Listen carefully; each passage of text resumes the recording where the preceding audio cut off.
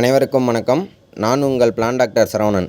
இன்றைக்கி நம்ம என்ன தெரிஞ்சுக்க போகிறோம்னா, மிளகாய் செடியில் ஏற்படக்கூடிய ஒரு பெரிய பிரச்சனைனா அது இலை முடக்கு தான். இது எதனால் வருதுன்னு பார்த்தீங்கன்னா, பேன் கம்ப்ளைண்ட்னால தான் உங்களுக்கு வருது.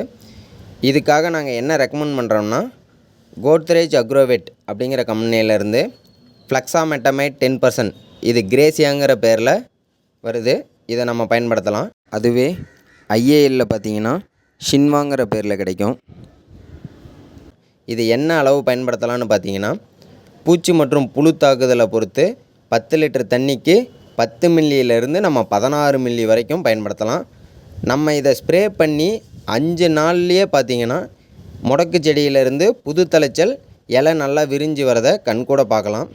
இதை வாங்கி பயன்படுத்தி பாருங்கள், நல்ல ரிசல்ட் இருக்கும். நன்றி.